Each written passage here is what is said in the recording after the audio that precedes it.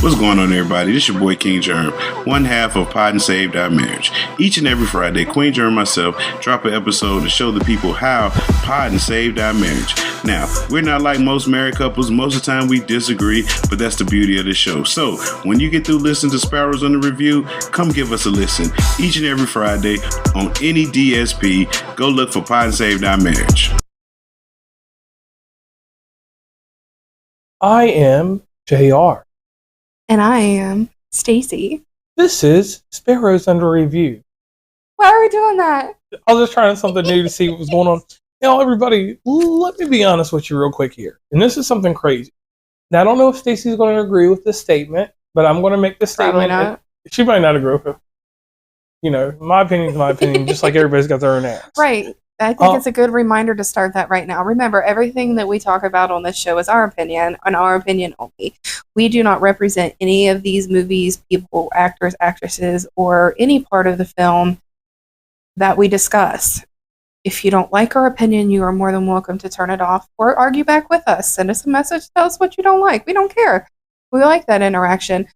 But like I said, these are our opinions and our opinions only. Yes. So, what statement I was going to make was this real simple. Since COVID, and this is going to be a crazy statement for me.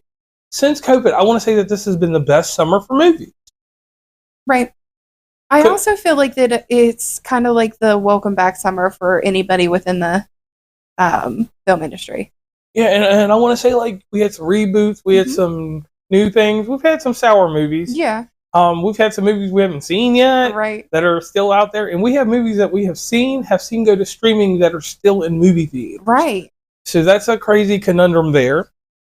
And we come into that category, and this is a hard category. We've seen one movie be retooled, which was Twisters.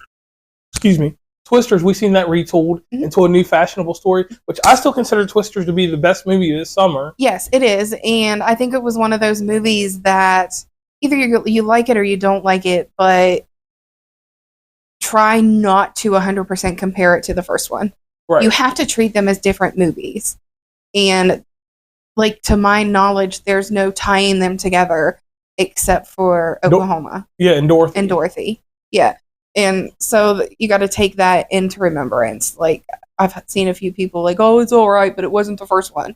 No, it wasn't the first one. You couldn't remake the first one because the lead actor in the first one is passed away. Right. So, going into this next movie we're about to talk about, we're going all the way back to 1988. That was a long time ago. People from 1988 now have gray hair. Shut up. I mean, I was born in 1992, so. You were not. Anyway. You got gray hair, too. So, this movie we're about to talk about is by Tim Burton, and if you don't know who Tim Burton is, let me give you one simple thing. Frankenweenie or A Nightmare Before Christmas. That is the closest that I can get to anybody remembering him. There's other movies, but that's the biggest one. Right. If you don't know who Tim Burton is, please reach out to us and we will educate you. And he did make a good Batman movie. Okay. In the past, I think it was Batman's Return. It wasn't the first one. But anyway, he had a movie called Beetlejuice. Yes. Now, before I even dive into Beetlejuice, I'm going to be 100% and give this disclaimer. Beetlejuice the movie was a great movie because it was so long ago. They did the whole Top Gun thing with this. There's like 30, 50 years between the movies. Okay, yeah. So it's that much time, so it built a following. But for me, and this is for anyone that's a purist like me, the cartoon did more for me than the movie. See, I don't remember the cartoon. I think that you're going to try to find it on Amazon or whatever streaming service it is on. And I know that we're going to watch it sometime this month. But I'm interested to see it. Right, and I'll say that because of the movie and the cartoon, which was, obviously it was stretched over seasons, so it built a character for Beetlejuice. So it wasn't like a cartoon movie; it was a series. No, it's a series. Okay. So with it being built like it was, growing up, Beetlejuice the movie didn't mean a damn thing to me because I had toys from Beetlejuice the cartoon and the character and the mannerisms and all the characters and stuff. Right. So I kind of forgot about the movie. You did, and we were watching the movie, and you're like, "Oh, I don't remember those few things," and I'm like, "How do you not remember those?" Like, but I get it. It's kind of like, The Lion King. When my dad was growing up, you had the movie, you had the Lion King movie, And when my nephews were growing up, there was called the Lion Guard, which was the next generation of the Lion King. And so it kind of, when you talk about the Lion King to each of them, my dad's going to think of the movie and my nephews are going to think about the TV series. So I guess I see it the same way with Beetlejuice. You are going to think of the cartoon. I'm going to think of the movie. Okay. And what I want to say about this movie first. This is one of my disclaimers. I've been doing a lot of disclaimers in this episode. But here's my disclaimer. I would advise, because most people can want to jump in, and I know Stacey's going to say your opinion, this is just my opinion. I honestly believe if you go watch the first movie and then go watch this movie, it makes a whole lot of sense. Because I went back after I'd watched the second movie again, and I watched the first movie in my spare downtime before I took a nap one day, and it was refreshing. I was like, hey, right, I'm getting this. So I honestly and 100% want to say, please go ahead and make sure you get in here and literally. So we start off with this new Beetlejuice movie. And my disclaimer, like I said earlier, was just make sure you watch the first one first, because if you don't, and you're just going on to subculture and whatever anybody else says to you, it's parts that you're going to miss because there's a lot of references. Right, and it is one that, like you said, it kind of follows the track of Top Gun. You want to be familiar with the first movie.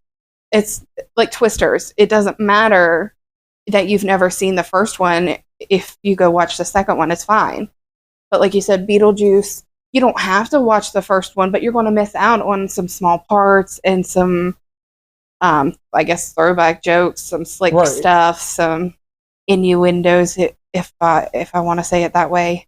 Yeah, and I would say, wouldn't you say like character development? Because you get a character development for the daughter, but Lydia's already been solidified in who she is. Right. Yeah, because in this movie, I mean, she's portrayed as a crazy lady that sees fake ghosts. Right. So yeah, it's kind of, and it runs a little paranormal thing in there. So the movie involves her daughter, tells the story of what happened to the husband, which was interesting. Because when we get to meet him in the movie, he's a bit of comic relief and sad. Right. So are we just throwing full lot spoilers in there? Like, are we at that point, or are we going to try to keep it spoiler? Okay. So with the dad, like, I was thinking during the whole movie, like, they said he died, and I'm like, dude didn't really die. Like, if Lydia could never see him, like, he didn't really die. This mother effer just ran off because he thought she was crazy. And then all of a sudden you see him, and I'm like, okay. I said I felt a little bad for thinking that he was just some deadbeat that took off and didn't want anything to do with the ex-wife and daughter, or wife and daughter. I don't remember if they got divorced or not. I will say it was a little rough in the beginning for me. What were we, about an hour in before it hit the plot twist? Yeah. And it surprised me. I'm not going to give that part away. Right. But I'm like, what? No. So for me, I will say it was 100% the first hour was slow churn. Like it was making butter. It was making butter, but it was churning. It was slow. Getting to the point, yes. But I'm just like, if it didn't hit the plot twist and I guess the action, I don't necessarily want to call it that, but that's the best description that I can give it, is like, if it wouldn't have hit that at that point in the movie, I probably would have been like, okay, I'm done with this. Okay. And I think they did it perfect. And I will say this, like, tying in everything, I know that this movie's going to end up on the Max, because it's a Warner Brothers movie. And I think what I'm going to end up doing when it does come in that streaming arena, I'm going to watch both of them back to back. Because I want to see how tightly I can take 4 hours and watch both of them. Overall, and everybody understands I'm a critic, and I'm going to be honest, this is not the second Top Gun. This is not a remake that goes into my classic. It is a fan service for people that have waited 35 plus years, or 35 years, for Beetlejuice. This is for quick fans. This is going to be a quick grab for Halloween. which it's odd that it didn't come out around Halloween because of its it's ghoul tie-ins, its ghostly tie-ins. See, I think it came out at a good time because you have the month of September to let it have its life in the theaters, and come the 1st of October, it gives you that 2 to 3 month time frame for people to go see it multiple times and want to dress up as a Beetlejuice character at Halloween. Okay. And whenever it comes on the streaming services, you could reach out to Sometime Cinema and say, hey, I want to throw this Halloween party and I'd like to play Beetlejuice. Do you have any podcasting equipment we can borrow so that way we can show the movie in our backyard? Projector equipment. Maybe not podcasting equipment. Oh, projector. My bad. I'm sorry. You don't have to say it that way. Excuse my mistake. Whatever. If they want to podcast about it, they can do it too. That too. I mean, that's the equipment. As far as I know, sometimes Cinema rents out the podcasting equipment too. But yeah, the projector equipment, they will come in and set it up. You have to use your own stuff if you're going to rent the movie, or if it's on a streaming service by that point, you have to use your own thing because legalities. But they will provide the equipment for you. Yes, no doubt in that. And stunning visuals. Sandworms in this movie. Yeah. Sandworms were the comic relief for me because they took care of some problems that we had in the movie. Only problem I had with this movie, and I don't know if you agree or disagree with this. I hope you agree with me on this one time in our lives.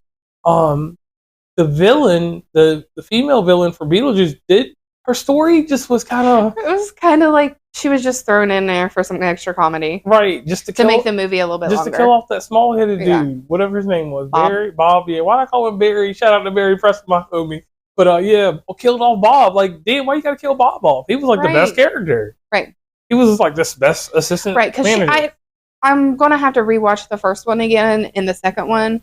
But to me, remembering it right now, I don't know where her character came in and why it was important in the movie. Right, and I've got to go back and look in the cartoon again because I want to see if she had a role there. But either way, it was a good side story for what it needed. Yeah, it was good filler. Right, it was good filler. And outside of that, great nostalgia, different stuff like that. This movie is not going to be a classic. It's not going to go into an archive. It'll be something that when I'm novelty driven to pull up Beetlejuice movies or someone wants to talk about it, it's something I'll pull up the woodworks. And when it comes out freshly on streaming, yes, it'll be something I'm going to go back and sit down and watch.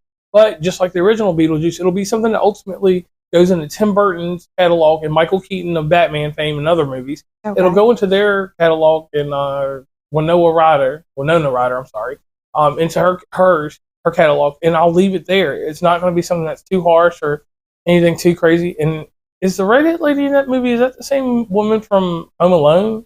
I don't know. I do need clarification. Someone please leave us an email or send us something. And we will be getting a new voice matching service or messaging service. I didn't mean matching service because we're not AI. If you've heard one of our last episodes, you'll know that we got new things coming this year, and that's going to be part of it. So for me, and we'll wrap this up here because we do got to hit the road. So budget for this, $100 million. As of right now, according to Wikipedia, the box office is $172.6 million. Ooh. So it made money, but not as much as maybe they hope. But I look at this as a win so far. Right. And these could be old numbers. They could have not reported some stuff. But plus, it hasn't been in there that long, right? 2 weeks, roughly. Okay. Yeah. For me, it's not one of the movie. It's not a movie that I'm going to sit and watch every day. But I think it will be one that I might watch like once a year. Close to Halloween, it would be a good movie to throw up in a group setting. Okay, and I guess I could run with that. I could definitely run with that. Yeah. So don't forget to like, follow, and share our podcast. We are on just about every social media. And if you haven't listened to our update episode that we put out before this one, make sure you go back and listen to what's coming in the future. Signing off. I don't even do that on this, do I? No. I'm getting the shows mixed up. Sorry, y'all. Y'all getting some behind the scenes.